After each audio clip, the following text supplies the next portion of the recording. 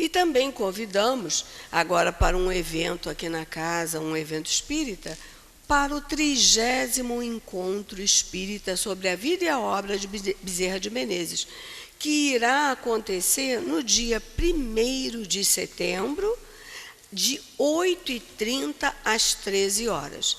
Então, o 30º Encontro Espírita sobre a vida e a obra de Bezerra de Menezes.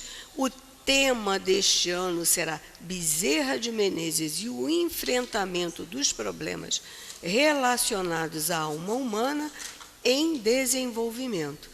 E também lembramos que haverá evangelização infanto-juvenil e o lanche fraterno neste dia. Então, dia 1º de setembro, de 8h30 às 13 horas. Imperdível, nós vamos ver como o doutor Bezerra de Menezes enfrentou os problemas, que não são de agora, né? Mas que são de sempre, né? Desde que o Cristo nos mostrou, e como é que ele enfrentou esses problemas, essas dores e essas aflições. Agora, nós pedimos também para que algumas coisas são importantes, que a gente não utilize aqui no salão e nas dependências a alimentação, né? Então, que neste momento busquemos não nos alimentar. Outra coisa muito importante que a gente esquece, acha que já deu uma olhadinha, os celulares, né? Coloquemos no modo silencioso, coloquemos para vibrar, mas tiremos o som, por favor, do telefone, porque muitas das vezes, além de nos preocupar, nós, portadores do telefone, também tira a atenção do nosso companheiro. Então, por favor, vamos dar uma olhadinha no celular, não se preocupem agora, esse é o momento. Vamos botar no modo silencioso. E também nós vamos pedir que não deixemos de incluir em nossas orações os nossos governantes, né? Os governantes das nações, dos estados, das cidades, porque são através deles que nós estamos contribuindo para fazer nações melhores, mais humanas, né? Com mais amor ao próximo. Então, não vamos deixar de incluí-los em nossas orações. Agora, vamos ler a página que recebemos na entrada. É uma página ditada pelo nosso querido Leon Denis e foi extraída do livro O Mundo Invisível e a Guerra. Lição: As lições da guerra. Os terríveis combates entre as nações e as raças e as convulsões que sacodem o mundo produzem os mais sérios problemas, e em presença desse grande drama, 1000 questões se apresentam à mente humana ansiosa, havendo momentos em que a dúvida, a inquietação e o pessimismo dominam os espíritos mais fortes e decididos. Esse abismo de desgraças é analisado calmamente pelo pensador espiritualista e do caos dos acontecimentos, ele extrai a principal lei que rege o universo. Acima de tudo, lembra-se de que nosso mundo é um planeta inferior, um laboratório onde desabrocham as almas ainda inexperientes com seus anseios confusos e suas paixões desordenadas. O profundo sentido da vida aparece para o pensador espírita com as duras necessidades que a ela são inerentes. É o início das qualidades e energias que existem em todos os seres, a fim de que as energias que existem, desconhecidas e silenciosas nas profundezas da alma, apareçam na superfície. Há necessidade de aflições, angústias e lágrimas, porque não existe grandeza sem sofrimento, nem progresso sem provação. Se o homem na terra se desvencilhasse das vicissitudes da sorte, e ficasse privado das grandes lições do sofrimento, poderia fortalecer o caráter, desenvolver a experiência ou valorizar as riquezas ocultas de sua alma? No mundo, sendo o mal uma fatalidade, não existirá responsabilidade para os maus? Seria um erro funesto aceitá-lo, porque o homem, em sua ignorância e cegueira, semeia o mal, cujas consequências caem pesadamente sobre ele, assim como sobre todos os que se associam às suas más ações. É isso que o momento atual comprova. 2 poderosos imperadores, um protestante e outro católico, desencadearam a guerra com todos os seus horrores. Fazia meio século que vinham preparando, calculando e combinando tudo para obter uma vitória esmagadora. Muito reflexiva, né? Temos que dar uma lida de novo com calma nessa página e analisarmos o que acontece no nosso dia a dia hoje. Façamos então a nossa prece. Deus, nosso Pai de amor e de infinita misericórdia, Jesus querido, anjos guardiães, Clarencio responsável por esta casa, aqui nos encontramos, aqui nos reunimos, Senhor, em Teu nome, Mestre, para que possamos, através da luz da doutrina espírita, reforçar o nosso ânimo, a nossa determinação, a nossa vontade de ser melhor, Senhor, mas principalmente a vontade de seguir os Teus passos, os Teus ensinamentos, para que possamos, Senhor, como discípulos Teus, nos tornarmos apóstolos, ou seja, experienciarmos o Teu amor, vivermos o Teu amor. Sê conosco, Senhor, rogando ainda que Tu possas envolver aos nossos irmãos que falarão na manhã de hoje, ao nosso Walter, à nossa Cida, que trarão o fruto dos seus estudos. Mas, Senhor Jesus, rogamos sobretudo que envolva de luz e bênçãos a nossa casa. Que seja, pois, em Teu nome, em nome de Clarencio, mas sobretudo, sob a permissão de Deus Pai, que iniciamos a nossa reunião da manhã de hoje. Graças a Deus, Senhor, que assim seja. Aos sábados, nós sempre lemos e estudamos o Livro dos Espíritos. E na manhã de hoje, o nosso querido Walter nos falará sobre a segunda parte do Livro dos Espíritos, no capítulo 9, em que fala sobre a intervenção dos espíritos no mundo corporal. E ele nos falará dos itens 541 a 548. Então, nós só vamos ler a questão 541 e a 548, para dar mais tempo para que o nosso querido companheiro traga o fruto dos seus estudos. 541. Numa batalha, o título que nós vamos falar é sobre os espíritos durante os combates. 541. Numa batalha, há espíritos que assistem e sustentam cada lado? Respondem os espíritos, sim, e que lhes estimulam a coragem.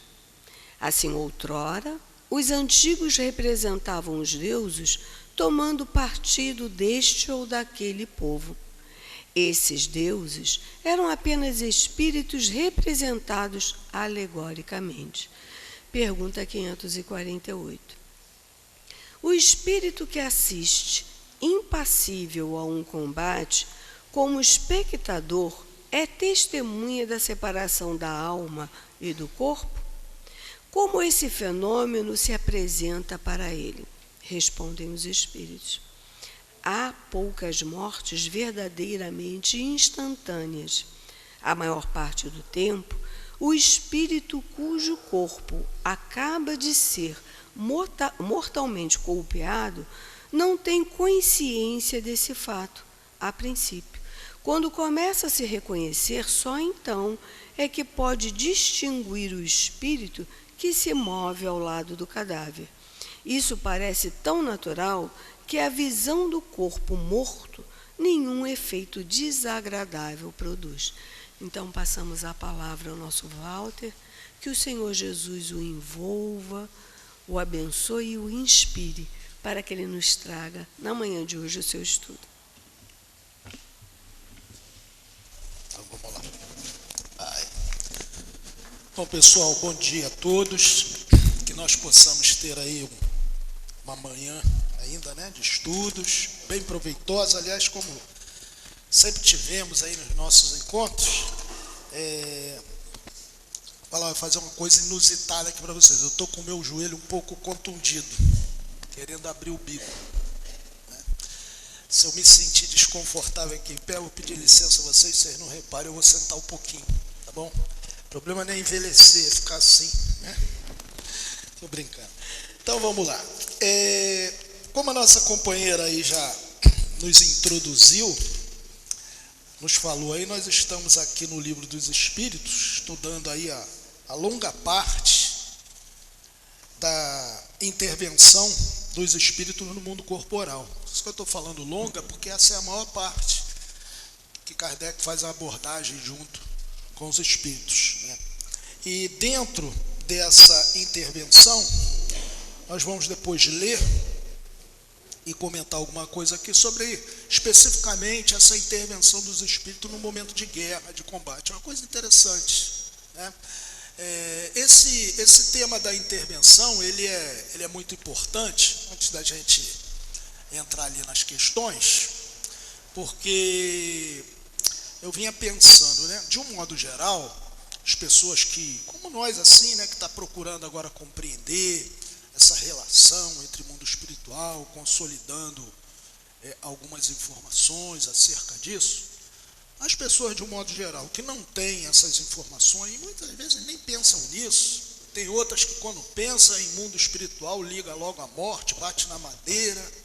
É aquele, né, como se isso fosse isentar de quem bate na madeira seguir para esse mundo espiritual. Então, a melhor coisa a se fazer é isso mesmo, a gente se debruçar sobre o problema e procurar compreender o máximo possível, que essa compreensão vai nos ser úteis quando a gente tiver que migrar para aquele mundo espiritual.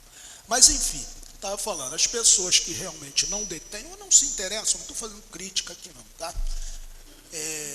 Realmente olham para esse mundo espiritual, obviamente, de uma maneira muito equivocada, por essa ignorância em que elas se mantêm, né? Equivocada, quando eu digo assim, lançando uma visão sobre esse mundo espiritual de uma maneira assim bastante ilusória.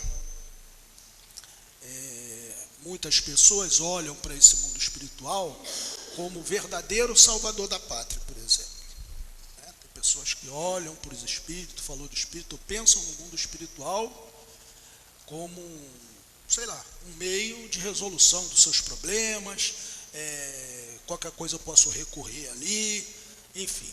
Acham que as pessoas, por um simples fato de desencarnarem, não morrer, ninguém morre, mas pelo simples fato de desencarnarem, se tornam prepotentes para a resolução dos mais variados problemas, né? E isso é um ledo engano, falta de observação. A gente poderia fazer até um raciocínio aqui rápido e perguntar a alguém aqui que seja ou que se sente autossuficiente em alguma coisa. Pode levantar o dedo. Alguém que não precisa de ninguém, que nessa alguma coisa se vê apta a resolver qualquer problema naquela área de alguém. Tem alguém aqui assim? Profissional, sentimental? Não tem. Ninguém de sã consciência se julga apto. Nós somos limitados por vários fatores. Às vezes até queremos ajudar muito. Nos angustiamos, às vezes, até dentro dessa vontade de ajudar, justamente pelas limitações que a vida nos impõe, o tempo nos impõe, várias circunstâncias nos impõem. Mas vamos falar das nossas individualmente, pessoalmente, né? Somos seres limitados, como eu falei. Nós que somos pais aí, por exemplo, né? Às vezes nos vemos aí diante de certas dificuldades, desafios de filhos, a gente fica aflito ali querendo ajudar, dá vontade até de fazer, mas nem fazer, às vezes a gente pode fazer pela pessoa. Então vamos imaginar quando nós desencarnamos. É isso que a gente precisa entender. Eu, você, nós que somos pais aí. O fato de desencarnar, aí que está, não nos torna hábeis, aptos, qualificados, de uma hora para outra, a resolver tudo. Como é que eu retorno para esse mundo espiritual? Como é que eu ressurjo nesse mundo espiritual? Tal qual eu me fiz até aqui. Tem milagre, né? Seria uma derrogação da lei natural, pelo simples fato de alguém desencarnar, de alguém morrer, como dizem, e essa pessoa, né, se tornar uma pessoa passível de resolver todos os problemas. Isso é importante compreender, né, entender isso aí, porque tem pessoas, inclusive, né, não sei se já chegaram a ser até vocês, algumas vezes já chegaram a mim, em cursos, né, principalmente às vezes no curso, a gente estudando a doutrina, e eu sempre oriento isso. Às vezes morre um parente, morre um pai, morre uma mãe, as pessoas se lançam, como eu falei, em rogativas a essas pessoas para a resolução daqueles problemas cotidianos que muitas vezes nos compete agora a resolver no lugar daqueles que se foram.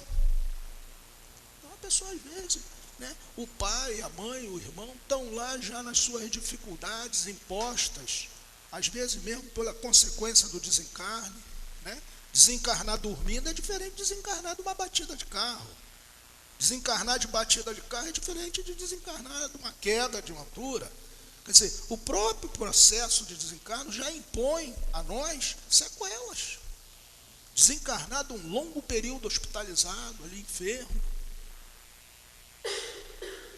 Então a pessoa já volta para esse mundo espiritual com uma série de desafios ali inerentes ao gênero de desencarne e volta com as suas dificuldades inerentes à sua própria maneira de ser. Aquilo que fez, aquilo que deixou de fazer. Se fez, começa a pensar que poderia ter feito melhor. Olha só, né, quanta consideração que a gente precisa compreender em relação ao morto, vamos dizer assim, a quem desencarnou. Aí ficamos nós aqui com o nosso pensamento ainda sobretaxando todo esse cenário, vamos botar de dificuldade, de desafio que nos acometem após o desencarne, com os nossos pensamentos ainda projetando sobre essas pessoas pedidos, lamúrias, uma série de coisas relativas a nossos problemas aqui. Então, esse estudo aqui da intervenção, né, ele nos propicia isso, esse entendimento. E a partir desse entendimento, nos ajuda a compreender e até tomar uma postura melhor em relação ao desencarnado. Quando eu digo uma postura melhor, lançar um pensamento sobre essa pessoa que encontra-se muitas vezes nesse... Eu estou falando de um modo geral, porque somos espíritos ainda inferiores. Todos nós aqui temos dificuldade. Ninguém aqui é um Sansão na vida que está lá no livro Céu e Inferno, que já tinha perfeita identidade com a vida espiritual. Depois vocês leem lá. Né? Foi um auxiliar de Kardec e tal.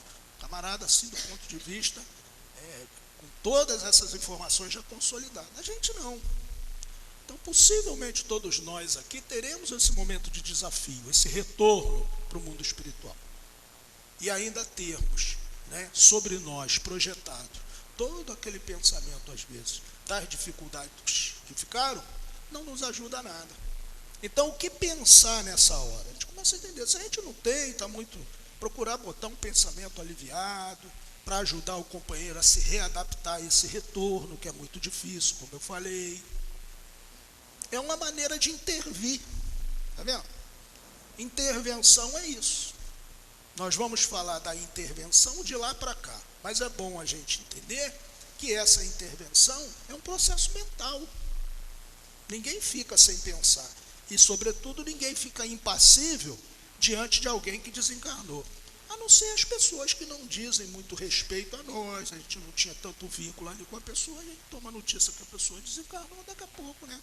Isso é natural. Mas daquelas pessoas que estão ligadas a nós pelos laços da afetividade, né? Pai, mãe, de um modo geral, é bom que a gente compreenda isso. Porque muitas vezes a gente prioriza, é até compreensível, né? A nossa dor, a nossa perda. E priorizando isso, não nos deixa pensar na situação da pessoa que está indo, entre aspas. Né? A pessoa que está indo também vai todo um quadro de saudade com ela. São projetos que são interrompidos. A própria separação que nós estamos chorando aqui, eles também estão chorando de lá. Então são situações que a gente precisa entender com o intuito de ajudar. Quando se fala caminhada, né, ajudar o espírito a caminhar, é isso, ajudar a pessoa a compreender aquele momento. Né? Quantas coisas na vida que, como eu falei, foge ao nosso controle. E a gente tem que aceitar, a gente tem que compreender. Nem tudo na vida sai como a gente gostaria que saísse. Né? Quantos projetos aí de vida nós tivemos, infelizmente não deu. Eu tenho que me conformar com isso aqui. Tentei, não deu. Né? O desencarne é isso. Se perguntar quem quer desencarnar, ninguém quer. Mas é uma ação da lei. Então, pedir, envolver a pessoa para que ela compreenda essa situação. Porque eu mesmo vou precisar dessa compreensão. Vou precisar apoio de todo mundo que me cerca, me ajudar nesse momento, para eu compreender. Embora falando aqui, falar é uma coisa. Quando chegar a minha vez, eu não sei, piamente, como eu vou me comportar. É só para a gente entender esse processo da intervenção, como é importante isso aqui. Né? Então, dando prosseguimento, nós vamos falar, obviamente, que essa intervenção que está falando é dos espíritos desencarnados no mundo corporal. Tá? Uma outra situação também, que eu falei que é fruto, né, da ignorância, de um modo geral, fruto, às vezes, da gente não aprofundar o nosso conhecimento nesse universo nosso, né, quando a gente fala assim dos espíritos, é bom que a gente se insira nesse contexto, porque senão parece que a gente está aqui falando dos espíritos, como se nós não fôssemos e não estivéssemos submetidos a esse processo. Né? É importante a gente ter essa visão. Então, uma outra visão que é fruto dessa ignorância, muitas vezes até, não vou dizer imposta, né, mas orientadas por algumas religiões que pregam para nós, né, ou expõem para nós doutrinariamente a questão de lugares estanques, né, lugares estanques para os quais nós iremos depois de passar por esse grande dia aqui da existência. Né? Então, tem, por exemplo, aquelas referências religiosas, orientações religiosas, que fala de um céu, do inferno, do purgatório. Tem aquela outra que fala que iremos dormir, aguardar um juízo final, vamos ficar quietinho num canto aí, guardando o juízo final. Né? Tem aquela orientação que não é religiosa, mas é uma orientação, né, até do ponto de vista, como eu falei, não estou fazendo crítica, né, estou botando isso aqui em perspectiva para a nossa análise, por conta do estudo. Aquela que diz que nada de céu, de inferno, morreu, acabou. Morreu, acabou. Nós somos isso aqui. Roupa, corpo, acabou isso aqui, enterrou lá, ninguém existe mais. Então essas teorias acabam, né, moldando em nós aquela ideia, tirando essa visão materialista de que morreu, acabou, mas aquelas outras referências religiosas do céu, do inferno, acaba moldando em nós aquele pensamento também equivocado de que nós estamos aqui e as pessoas que desencarnaram, né, que nos precederam aí nesse retorno à vida espiritual, estão num desses lugares de uma maneira que não possa haver intervenção, de maneira que não há como nós nos relacionarmos com ele, com essas pessoas. Como eu estou falando, é uma teoria, uma visão legítima, mas equivocada. A doutrina espírita fala que, diferentemente de lugares previamente criados por Deus ou por alguém, não sei, para nós sermos localizados após a morte, como o céu, como o inferno, materialmente é algo que não se dá, né? Até porque a própria ciência, vou falar rápido aqui, prova isso, a questão da ciência, do inferno, né? O céu em cima, isso numa época, né, que a ciência não era desenvolvida, não se sabia direito o que era esse azulão aí que está em cima, quando não se sabia que a Terra era redonda, que se acreditava que a Terra era uma coisa plana, né? Até fazia sentido. Num objeto, ou algo plano, você tem o alto e o embaixo. Mas quando a ciência mostrou que a Terra é redonda, essas referências se perdem. O que é o alto e o baixo num corpo que é redondo, num objeto que é redondo? E pior, esse corpo redondo gira em torno de si. De maneira que numa laranja, se eu considerar o que é baixo e girar essa laranja, ao girar o que era alto passa a ser baixo, perde-se a referência. E depois veio a própria ciência, né, com as pesquisas aí espaciais, mostrou que esse azulão que a gente vê aí nada mais é do que uma densa camada de ar que mantém a vida na Terra, e que é possivelmente ultrapassável. E o homem já ultrapassou esse céu aí. E não encontrou, de maneira nenhuma, nada daquilo que as religiões falavam que era a morada dos anjos, arcanjos, essas coisas todas. Então, se a gente não quer aceitar ou não quer ver pelo aspecto religioso, está aí o aspecto científico, e a ciência nos ajudando, nos esclarecendo. E o que a doutrina espírita diz para a gente? Que, diferentemente, como a ciência está falando, por não existir um céu, não existir um inferno, o plano da vida, para nós espíritos, né, habitantes, fazendo parte da humanidade terrena, é a própria Terra, aqui. Se a gente ganhasse aqui agora a visão, a vista espiritual, a gente veria um sem número de companheiros, acho que o triplo de encarnado que tem aqui, de desencarnado, sentado aqui. Todo dia que tem reunião. Os assistidos da casa aqui, como nós somos assistidos. Quem que estaria aqui? Não sei, mas poderia dizer nossos irmãos, meu pai, seu pai, sua mãe. Estão aqui agora. Não estão no céu, não estão no inferno. Se a gente sair aí na rua, a gente ia se espantar mais ainda. De ver o turbilhão de pessoas desencarnadas que estão aí na rua, aí, muitas vagando, muitas procurando até um céu mesmo, muitos querendo voltar para casa, perturbado, fruto disso aí, dessa ignorância. Tem espírito dormindo? Tem. A pessoa que, como eu disse, né, moldou o seu pensamento por essa crença, né, realmente ela vai dormir, porque ela acreditava naquilo ali. Ainda ontem, né, um trabalho de socorro, de atendimento espiritual que nós temos lá no meu centro de origem, essas pessoas desencarnadas, eu conversei com um que acordou lá na hora, foi levado lá ao atendimento, estava dormindo, né? Porque era partidária dessa concepção religiosa de que ia dormir, aguardar o juízo final, enfim, aquela coisa toda. Então, o plano da vida para a doutrina espírita é essa aqui. Então, quando a gente entende que nós estamos integrados a esse mundo espiritual, Kardec, inclusive, usa um termo bem interessante, ele fala assim, são dois mundos que se acotovelam. Eu não vou dizer que está nem próximo, está integrado. Ele fala assim, são dois mundos integrados. Por isso que eu falei.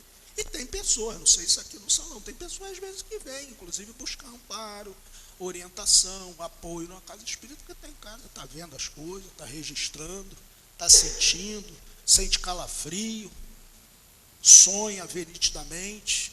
Não é coisa da cabeça da pessoa, não. É um potencial mediúnico inerente àquela pessoa que lhe abre as portas de uma maneira mais ostensiva desse mundo espiritual. Só isso. Não está ficando maluca, não está ficando doida. Eu e minha esposa, por exemplo, chegamos na doutrina espírita por conta disso. Por causa dessa mediunidade da minha esposa. Eu vi no esteio, né? Ela começou a registrar pela vidência, a gente ficou cabelo em pé, quando eu tinha cabelo, né? Agora não, tinha cabelo em pé.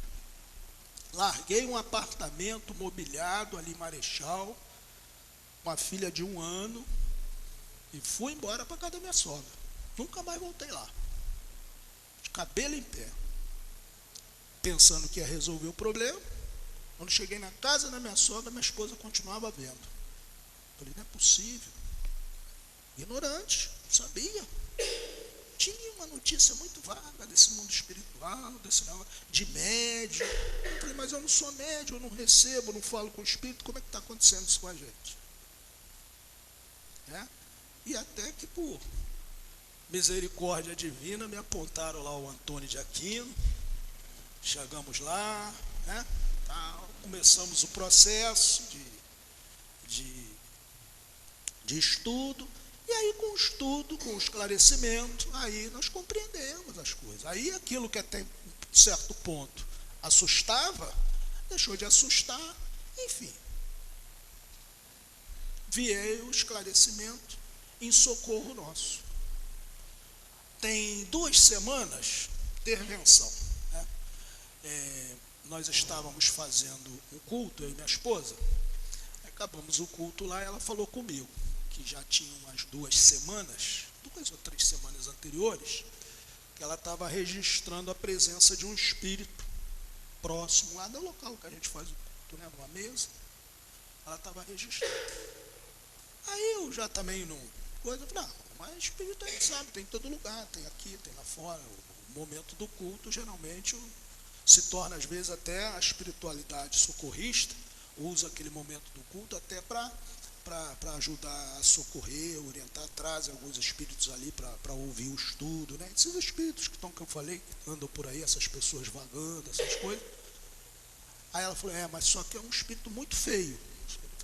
Ele está com a aparência, então, deve ser mais um motivo, ele está aqui ouvindo aqui os nossos comentários.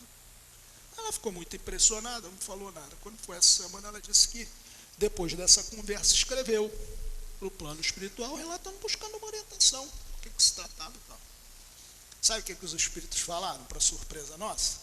Que era um espírito amigo, que a gente não se preocupasse, que era um espírito amigo, só que ele não queria se mostrar, para não ser reconhecido.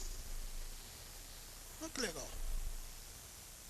E ela preocupada, disse, eu não fiquei preocupado, porque coisa errada a gente está fazendo, a gente está fazendo um culto, então não tinha problema. Mas você vê, né, a gente está pensando, é um espírito conhecido, não sei quem é. E é bem conhecido, porque ele não quer se mostrar, porque senão ela viria e verá, meu pai, é meu tio, não sei quem é. Falei, tá vendo?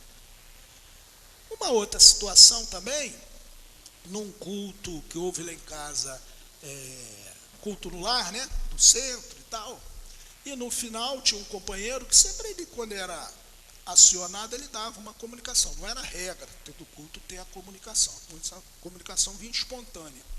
E quando teve um culto lá, a gente já ia encerrar, e aí ele manifestou, disse que tinha um espírito, queria dar umas palavras e tal, e aí ele deu passividade lá ao espírito, e o espírito começou a falar para mim e para minha esposa.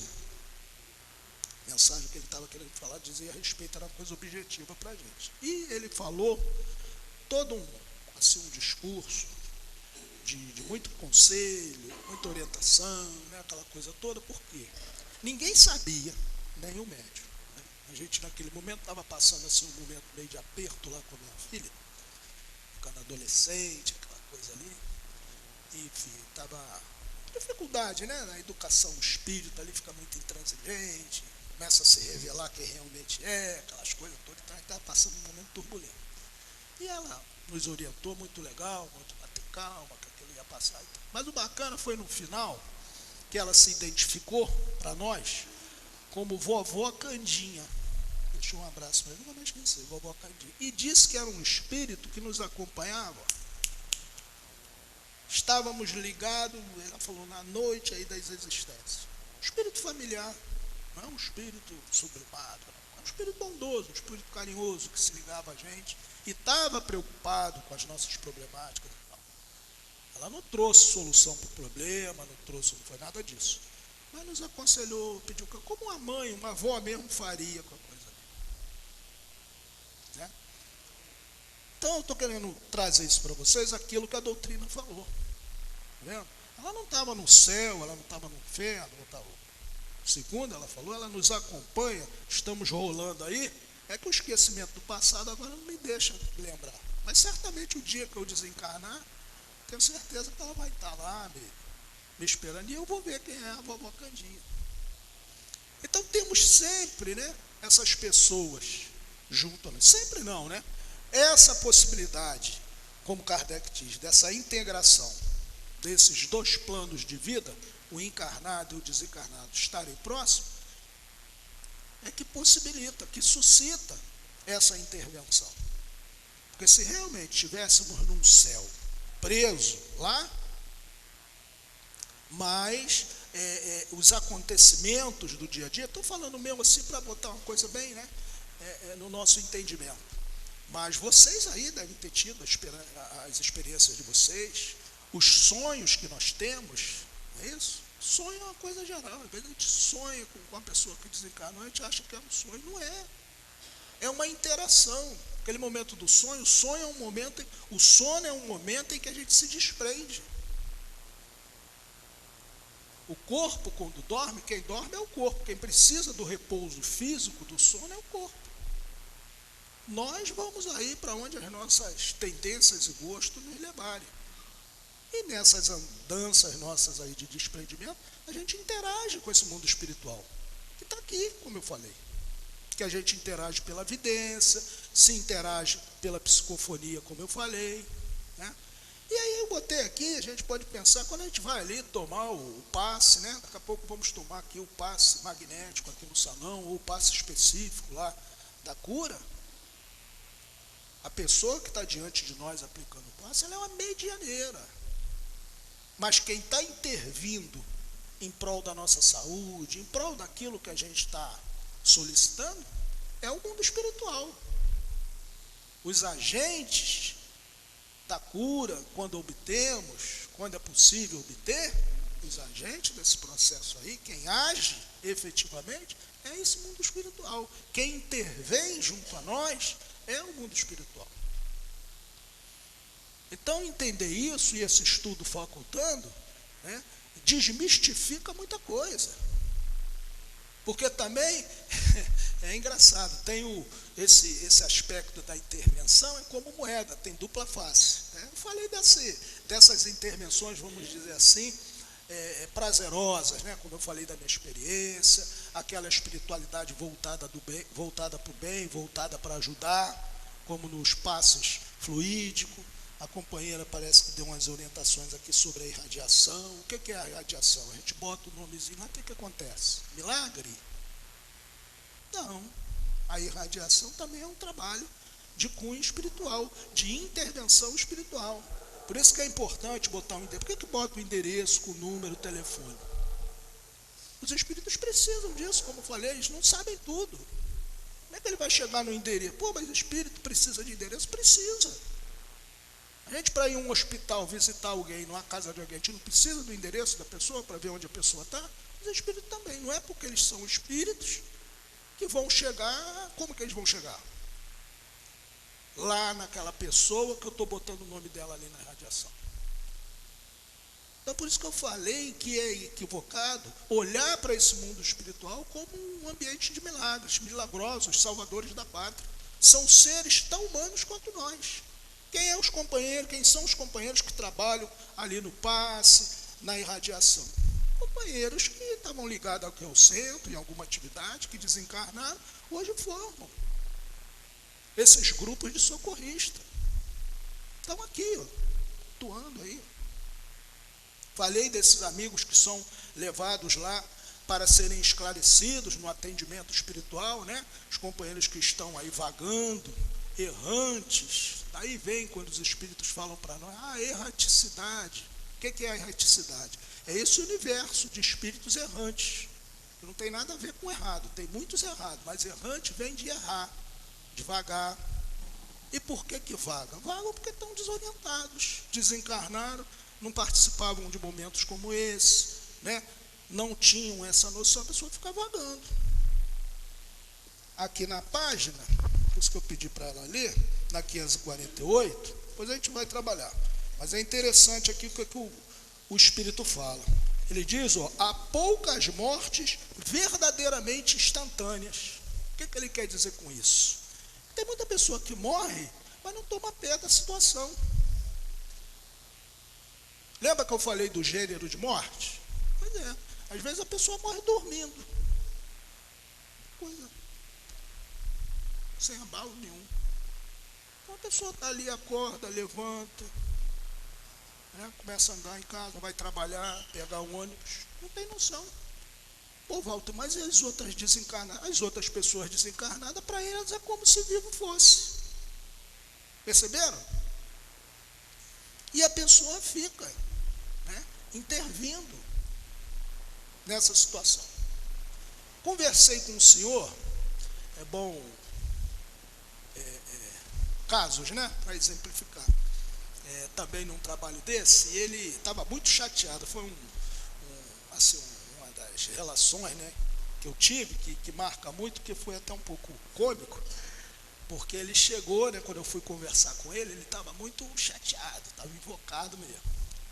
O que estava fazendo ali, que tinham tirado ele lá do cantinho dele, aquela coisa toda. Aí eu fui comendo mingau ali pelas beiradas com ele, conversando, né? Aí ele se acalmou. Aí depois ele virou para mim, né? Ele se acalmou e falou, também, sabe que aqui está até melhor do que lá? Em casa, falasse para mim. Eu falei, então, que bom que ele está lá. Que bom. Por que aqui está melhor? Aqui está até mais silêncio agora eu estou até gostando. Porque lá estava muito túmulo. Lá, uma choradeira danada. Assim mesmo, choradeira danada. Falei, a pessoa está chorando, teve alguma coisa, o que houve? Não sei, vou falar com um, só faz chorar. E a sua esposa? Essa é a pior. Essa então. Então ele estava lá, no cantinho dele, na casa dele. Disse que tinha uma cadeirinha lá, que ele gostava de ficar, estava lá na cadeira. O que vocês acham que o povo lá estava chorando?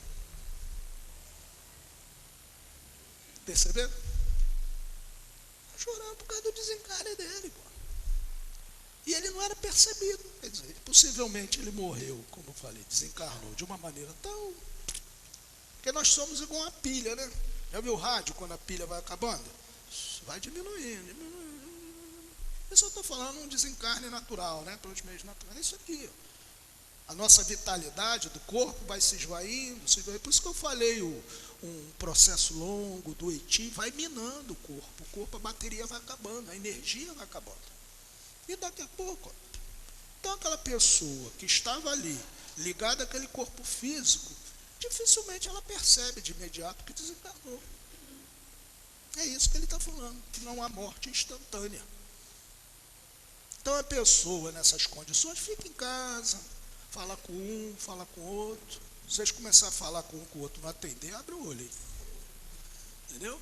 Estou brincando. Mas acontece, é fato. Né? E a pessoa fica ali interagindo, intervindo. Walter, mas qual é o problema? Não é problema, mas é hora da pessoa seguir, ser esclarecida. Vai ficar o tempo todo lá no cantinho dela lá. Então tem essas ações, né? Os centros espíritas, eu estou falando do centro espírita porque é o nosso caso aqui especificamente, né? Mas as igrejas aí, de um modo geral, também tem esses grupos socorristas, toda a religião, a maneira deles lá, do ponto de vista deles lá, como eu falei, tem as suas orientações para tratar disso aí. né? Então, é essa realidade que a doutrina espírita traz para a gente. Para a gente não alongar, o livro Céu e Inferno, se tiverem condições, dê uma lidinha. Se enrolar muito, aqui nós temos, né, o estudo. Vem aqui para o centro estudar o Céu e Inferno. O Céu e Inferno, ele é um tratado disso aqui que eu estou falando. Tratado de quê? Dessa, né, visão do mundo espiritual.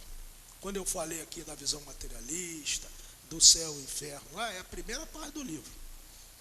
Kardec faz um estudo comparativo muito legal ali. E a segunda parte do livro, podemos dizer, ele dá voz aos espíritos que ele conseguiu se comunicar à época dele. É muito interessante, tá? E agora então nós vamos aqui ler algumas questões e em cima disso, né, que a doutrina espírita nos fala, alguns exemplos que eu trouxe, aí a gente vai comentar mais alguma coisa doutrinariamente. Então, numa batalha, né, os espíritos durante o combate. Então, como é que os espíritos se comportam? Como é que eles, né, atuam? Como é que eles intervêm? O que acontece? Esse cenário de combate que Kardec está perguntando aos espíritos. Então, numa batalha, há espíritos que assistem e sustentam cada lado, quer dizer, ajudam, né, tomam partido das partes que estão em conflito. Os espíritos falam sim, e que lhes estimulam a coragem. Então, é claro, né, uma guerra, o que é? Uma guerra é litígio de interesses, é conflito de pensamento ideológico, é um cabo de guerra. É uma nação lá com os interesses dela, outra nação para cá com os outros. Então, ele está perguntando, as pessoas ali, os espíritos, será que tem uma torcida? Eu imaginei logo isso, né? Tem espírito fomentando um lado e o outro? Exatamente isso, né? Eu imaginei aqui, para ser um pouco mais folclórico, tipo um jogo de futebol, né? Que tem ali os interesses dos envolvidos pelo resultado da partida. Então, uns vão torcer, vão incentivar um time. O outro. Mais ou menos isso. 542. Na guerra, a justiça está sempre de um lado, claro, né? Os dois lados não têm justiça a seu favor. Um lado é justo e o outro certamente não é. É o que ele está dizendo. Como é que espíritos tomam partido daquele lado que não tem a razão? Olha a resposta deles. Bem sabeis que há espíritos que apenas buscam a discórdia e a destruição. Para eles, esses espíritos, né, a guerra é a guerra. A justiça da causa poucos toca. Então, para a gente pode fazer, para entender melhor, para materializar essa resposta, o cenário hoje, infelizmente, nos dá muitos exemplos, ilustrações disso. Ele está falando, né? Conhecemos pessoas que realmente ela não se importa com a justiça da coisa, muitas vezes não se importa com a legalidade. Para ela, o importante é os meios, né? A pessoa quer conseguir alguma coisa, quer atingir um objetivo, muitas vezes ela não busca os meios corretos, a ética daquela obtenção. Ela quer conseguir, desde que eu consiga aquilo, né? A pessoa, por exemplo, que é dada ao crime de roubar. Roubo de carro, roubo disso, roubo daquilo. É uma maneira de obter as coisas. Mas é correto? Não é. A pessoa quer ter o bem. E vê mais facilidade de ter esse bem tomando de alguém. É um exemplo disso aqui. Então, na guerra, ele está falando, tem pessoas, tem espíritos, agora vamos falar dos desencarnados, né, que fomenta a guerra pelo simples prazer de fomentar, de ver o conflito, de ver o circo pegar fogo. Não tem pessoas assim? Tem pessoas assim. Tem pessoas que, diante de uma contenda, de uma coisa, em vez de apaziguar, em vez de orientar, em vez de acalmar, bota até mais lenha na fogueira. Bota mais lenha na fogueira. Não tem nada, tem que brigar mesmo, deixa brigar. Não separa não, deixa. Às vezes a gente recebe aí esses vídeos, né, pelas redes sociais. Outro dia eu repeti, numa escola pública, 2 meninas brigando. Está vendo de uma hora a outra arrancar. Eu falei, tem que arrancar o couro cabeludo da outra, porque conseguiu pegar ali a mecha de cabelo, a menina tinha um cabelo bonito, grande ali. Pô. E aqueles, os meninos em volta ali, mais ou menos isso. Aí você fala assim, mas são jovens, poxa, 18, 19, 17 anos, né? Já tem senso de certeza. Então ali o que? Fomentando, em vez de apaziguar, ali. Só estou dando um exemplo, mas isso tem em vários segmentos aí do nosso dia a dia. É isso que ele está dizendo, né? 543. Alguns espíritos, olha, podem, ainda dentro desse cenário, podem influenciar o general na concepção de seus planos de campanha? Sem dúvida alguma, né? Os espíritos podem influenciar para esse objetivo, como para todas as concepções. Então, saindo também desse cenário de guerra aí, na questão 459 do Livro dos Espíritos, da intervenção dos espíritos em nossos pensamentos e em nossos atos, que é desse mesmo capítulo aqui, Kardec pergunta isso, se os espíritos chegam a nos influenciar do ponto de vista mental. E a resposta dos espíritos, ela é impressionante. Eles falam, influenciam a tal ponto que de ordinário são eles que vos dirigem. Então, o esclarecimento dessa resposta está no de ordinário. O que é uma coisa que ocorre de ordinário? De ordinário é aquilo que está na ordem das coisas. Como é que se diz? Recorrente, a toda hora, a todo momento. É isso que os espíritos estão falando. Essa intervenção do mundo espiritual junto a nós, eles estão dizendo, é a tal ponto que muitas vezes são eles que nos dirigem. Então, às vezes a gente está crente que está agindo por conta própria, na realidade a gente está sendo manipulado por essa espiritualidade. Aí vem a pergunta natural, e nessa hora, quem é que me manipula? Quem são os desencarnados que, de um modo geral, estão ao meu lado? Boa pergunta, né? Aí a gente tem que começar a fazer um inventário dos nossos pensamentos, sobretudo. Aonde estão os nossos pensamentos? O que predomina nos meus pensamentos? A irritação, né? Por exemplo. Sou uma pessoa muito desequilibrada, pavio curto, invejoso, ciumento. Nós somos tudo isso um pouquinho mais. Pois é. Cada matiz desse mental é uma janela que a gente está abrindo para essas influenciações, para essas intervenções. São canais. Então, todos esses canais emocionais, né, falou em emoção, falou em pensamento, são canais de acesso. Que espiritualidade? Né? Que espíritos teriam interesse em se manifestar, em interagir comigo pelo canal da inveja, da ciúme, do desequilíbrio, da irritação, da incompreensão? Não pode ser um espírito bondoso. Ou, se quiser dizer, uma pessoa ou um espírito que já tem um compromisso com o bem. Vai ser um espírito em geral, por sintonia, por encontrar em mim todos esses matizes, um espírito que também se nutra, se alimente desses sentimentos. Não é difícil, né? Só a gente levar isso aqui para o nosso dia a dia, né? Só ver a nossa irritabilidade de quem nos aproxima e de quem nos afasta. A mesma coisa acontece.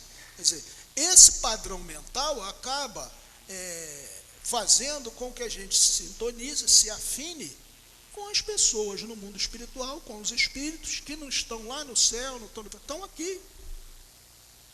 Né?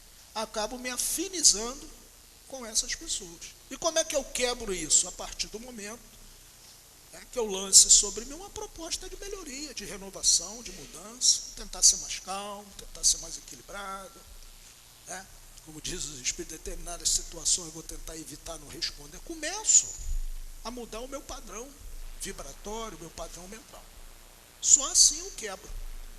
É que nem sujeira. Como é que a sujeira atrai moscas? Eu posso botar um ventilador, posso ficar batendo mosca, mas se eu quiser eliminar as moscas, eu tenho que limpar o ambiente, eu tenho que limpar o local. Aí as moscas vão embora na hora. Mesma coisa o pensamento. O pensamento ele tem que estar sempre sofrendo, né, de nossa parte, tendo cuidado de fazer esse trabalho de limpeza, trabalho de capina, para que a gente possa quebrar essa influenciação e com isso atrair os bons, atrair as pessoas comprometidas em se melhorar também.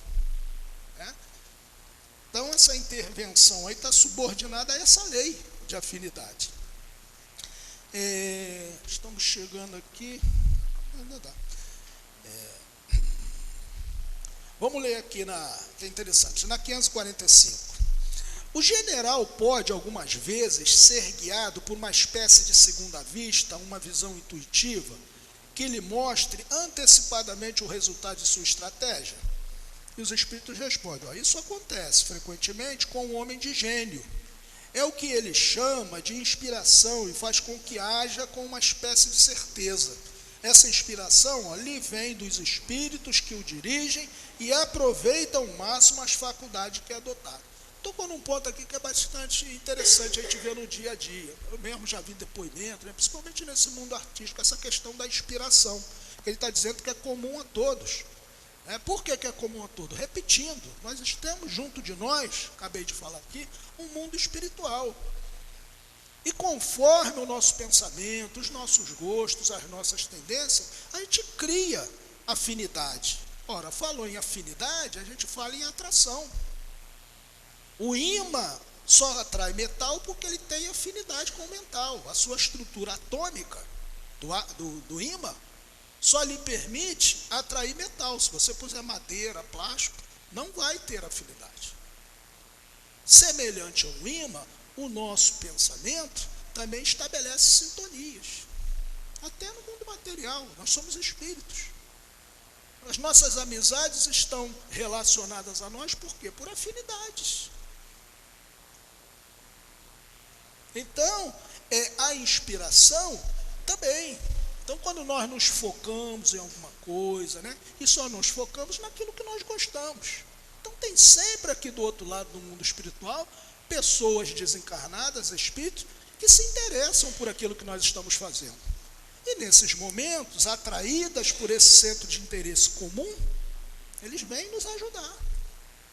Agora, de novo, essa questão da sintonia eu costumo repetir.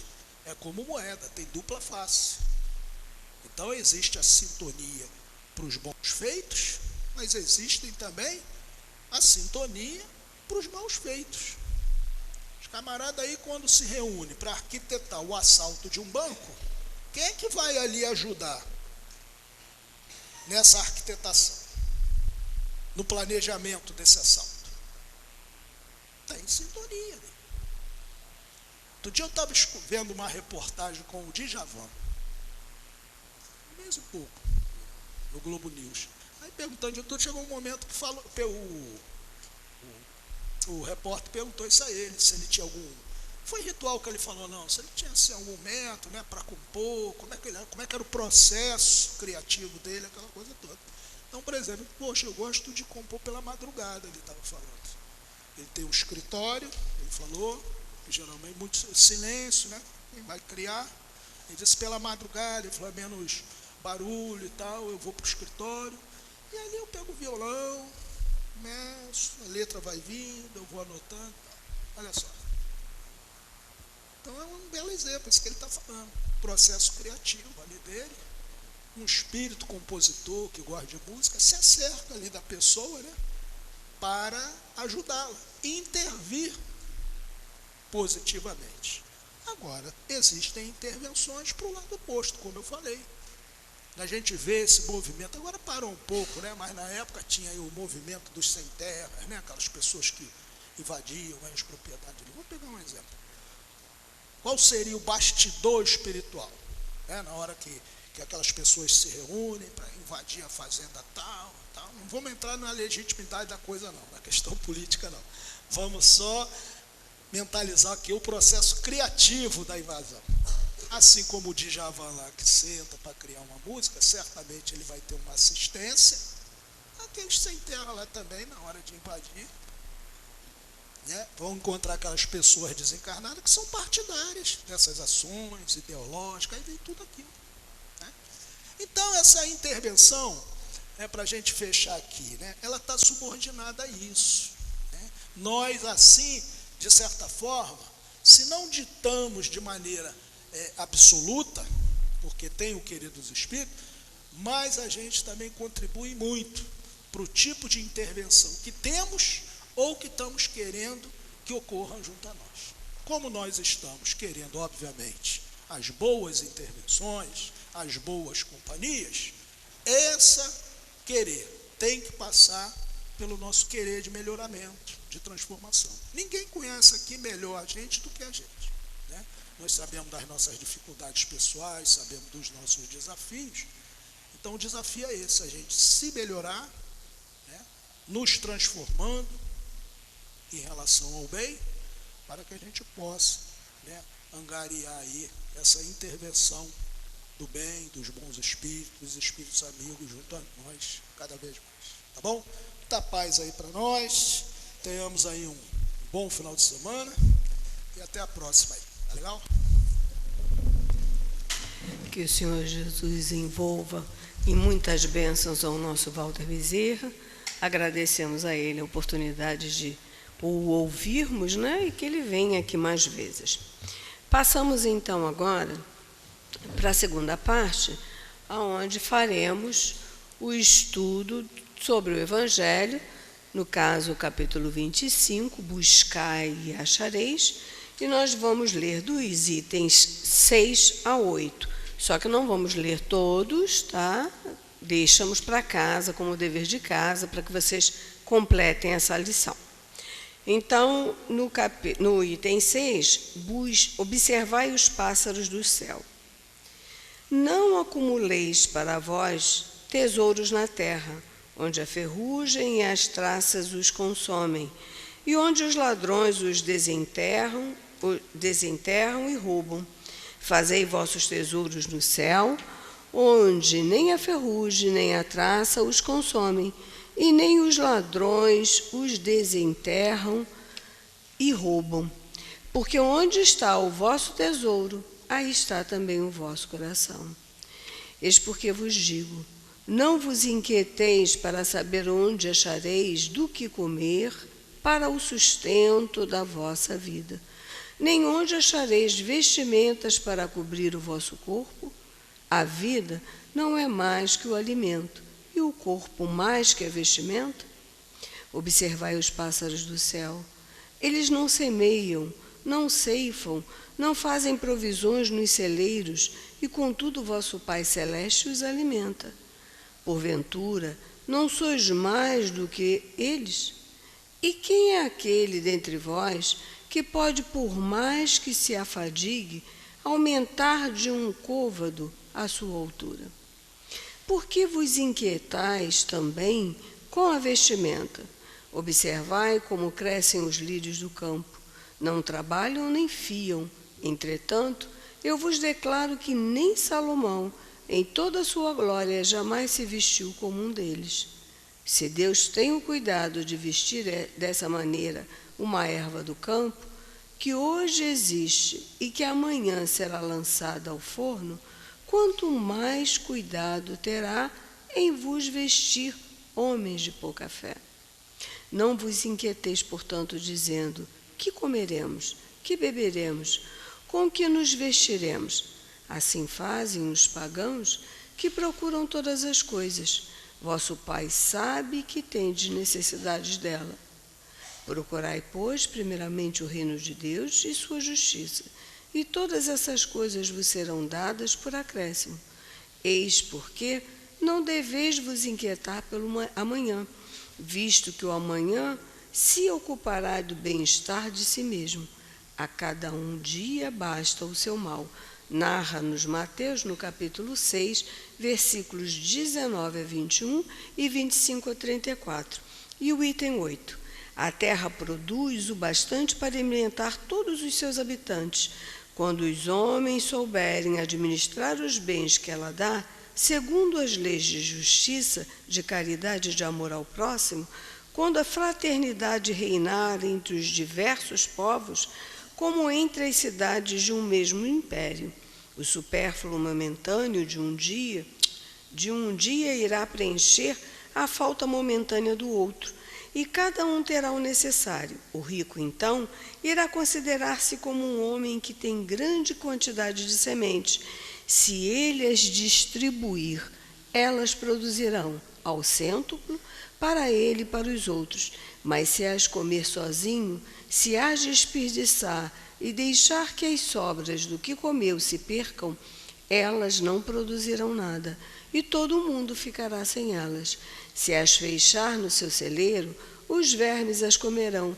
Eis porque Jesus disse: não acumuleis tesouros na terra, que são perecíveis, acumulai-os no céu, porque são eternos. Entre outras palavras, não dediqueis aos bens materiais mais importância que aos bens espirituais, e sabeis sacrificar os primeiros em benefício dos segundos. Não é com leis que se decretam a caridade e a fraternidade. O egoísmo sempre as sufocará, e se elas não estiverem dentro do coração, fazer com que penetrem dentro dele é a tarefa do Espiritismo. Passamos então para essa segunda parte, onde os médiuns se colocarão à disposição da oportunidade de servir ao próximo, como aqui o Evangelho nos traz, e nós outros vamos aproveitar para aquietar a nossa mente, aquietar o nosso coração, buscar a ligação junto aos nossos guias, aos nossos anjos guardiães, buscar falar com eles e pedir que eles nos envolvam, que eles atendam às nossas necessidades, que eles possam nos encorajar, nos fortalecer, nos ajudar para prosseguirmos a nossa caminhada. Façamos então a nossa prece. Graças a Deus. Senhor Jesus, chegado é o momento dos passes, da transfusão de nossas energias. Permita, Divino Mestre, que os teus trabalhadores do bem possam neste momento envolver a todos nós, possam nos permitir receber o refrigério do teu amor através destes passes. Mas, sobretudo, Senhor, que possamos nós nos permitir, com as bênçãos desta casa, nos sentirmos revigorados. Envolvam estes médiuns, instrumentos da tua paz, envolvam a cada um de nós. Envolvam a nossa querida Cida, que nos trará neste momento dos passes o seu estudo. E permita, Divino Mestre, que possamos, agradecidos desde já, iniciarmos o momento do passe. Que assim seja, graças a Deus. Jesus nos aconselha a acumular os tesouros do céu e não os da terra, porque quando nos dedicamos à exclusiva busca dos tesouros da terra, esquecemos da nossa evolução espiritual, que é o nosso único objetivo e que só será conseguido quando buscamos os tesouros do céu. Os tesouros da terra são os bens supérfluos, as riquezas improdutivas e a posse egoísta, os exageros que nós muitas das vezes cometemos. Os tesouros do céu são as nossas virtudes, a caridade prática, os conhecimentos adquiridos e a ação no bem. Porque a beleza física é um poder temporário, é a propriedade e fortuna amoedada que podem ser simples atributos da máscara humana, que o tempo transforma em infatigável. Isso Emmanuel nos diz. Porque amanhã podemos ser visitados pela mão niveladora da morte e possuiremos tão somente as qualidades nobres ou as qualidades aviltantes, as que houvermos instalado em nós mesmos. Também Emmanuel nos diz.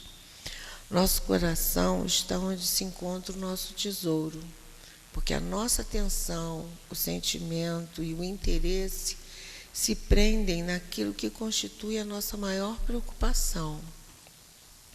Daí a necessidade de nos ocuparmos na vida com atividades nobres, com atividades que amealham a bondade, a compreensão, a simpatia, é o trabalho no bem. É da lei que o divino se identifique com o que seja divino, porque ninguém contemplará o céu se acolhe um inferno dentro do coração. Que adianta falar coisas boas, fazer coisas que pareçam boas, mas tudo não passar de simples máscara, porque por dentro nós temos os sentimentos contrários às nossas atitudes e pensamentos. Esses ensinamentos de Jesus não são um convite ao comodismo. A gente tem que trabalhar a si mesmo primeiro, antes de qualquer coisa. O que ele nos recomenda é não nos preocuparmos em demasia com as questões materiais, porque o nosso progresso espiritual e que deve mobilizar a nossa atenção é o que a gente faz de bom coração, com bom sentimento. Devemos viver no mundo sem nos deixarmos pertencer ao mundo. E é possível buscarmos o reino de Deus num mundo em que prevalece o apego dos homens aos tesouros da terra, porque são os nossos interesses, as nossas necessidades. Desde que saibamos diferenciar os prazeres que as nossas condições humanas nos permitem desfrutar, valorizando e praticando os atos que nos engrandecem espiritualmente. A fé sem obras é como um lampião sem lume. A fé se materializa através do trabalho edificante. Não é suficiente a fé para prover as nossas necessidades. Ela apenas nos auxilia e nos anima, nos proporcionando meios de atingir os nossos objetivos de como nos vestir, comer, beber e a todas as outras necessidades. A providência divina só nos provê do necessário quando em nós existe a disposição para o trabalho, o empenho na busca daquilo de que necessitamos. Ela age nos inspirando, nos iluminando o caminho, nos concedendo a inteligência, nos dando a saúde, nos ensejando possibilitar ao trabalho. O homem insaciável nos seus desejos nem sempre sabe contentar-se com o que tem, com o necessário, porque esse necessário não lhe basta. Muitas das vezes nos vemos assim. Reclama do supérfluo, que muitas das vezes esse supérfluo pode ajudar um outro na sua necessidade maior. Embora trabalhando com afinco, nem sempre se vê atendido em suas necessidades, porque muitas vezes aquilo que acha necessário não passa de excedente que a sua condição de vida abastada e egoísta criou sob o título de necessidade. Muitas das vezes somos nós mesmos. A gente sempre quer o melhor, e isso é o que Jesus diz. Podemos e temos todo o direito de ter o melhor, de querer o melhor, desde que trabalhemos para tal, com sinceridade, com afinco, sendo pessoas verdadeiras e sinceras naquilo que faz, mas que não seja isso a nossa maior atenção, o nosso maior objetivo de vida, e sim o fazermos o nosso melhor ao nosso próximo, às vezes, aquele próximo que está do nosso ladinho pedindo uma atenção, um carinho, um gesto de amizade. E a gente não percebe, porque muitas das vezes esse supérfluo, aquilo que nós nos prendemos a isso, o nosso amigo do lado é o máximo. Devemos cultivar os tesouros do céu, os únicos capazes de nos engrandecer o espírito e fazendo-nos evoluir, sendo pessoas melhores. Os recursos indispensáveis para vivermos nunca nos faltarão, desde que nos submetamos às leis de Deus, porque Ele é um Pai maravilhoso, através das quais Ele nos supre, a sua providência nos supre na proporção em que nos dedicamos ao trabalho com empenho e com a fé. Deus conhece as nossas necessidades e a elas provê, como for necessário, e desde que as busquemos com sinceridade, porque Ele sabe mais do que nós mesmos sabemos das nossas reais necessidades. A compaixão é a filha do amor. Desejará entender sempre o braço que salva, mas a justiça, a filha da lei, não precisa da ação que retifica. Haverá recursos de misericórdia para as situações mais deploráveis na nossa vida. E Jesus, o Deus nosso Pai, está sempre ao nosso lado. A ordem legal do universo cumprir-se-á invariavelmente, pois o Deus que em nossa realidade sempre nos supre, sempre nos vê e nos aconselha ao melhor, que nem sempre temos ouvidos de ouvir, mas que aprendamos a ouvir melhor. Deus nos abençoe.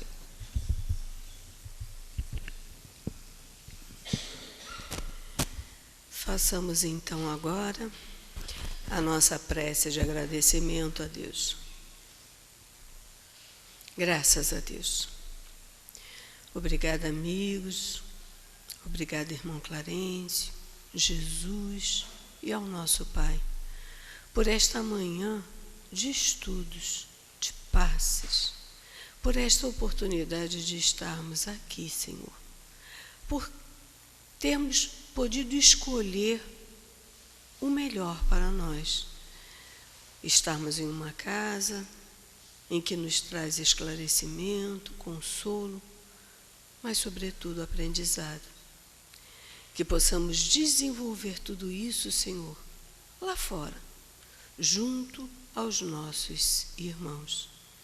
Que possamos rogar ao Teu coração generoso, Senhor, a paz na terra, a paz aos corações, a paz, Senhor, na mente do homem, aonde o seu desejo seja amar, crescer, evoluir, ser, Senhor, um ser melhor. Que em Teu nome, Mestre, rogando-Te mais uma coisa, que nos despeça na Tua paz, que nos leve aos nossos destinos na Tua paz, mas rogando-Te, Senhor, que estes homens responsáveis pelos corações, pelas leis, pelos homens, pela sociedade, possam se envolver, se unir e perceber a ajuda da espiritualidade superior para tratarem, Senhor, do próximo como gostariam de ser tratados. Rogamos pela nossa casa, pelos dirigentes encarnados e desencarnados, por todos nós que aqui comparecemos, e Te pedimos, Senhor, que de nossa parte possamos finalizar a reunião da manhã de hoje. Sê conosco, Senhor, abençoando-nos e amparando-nos. Que assim seja, graças a Deus.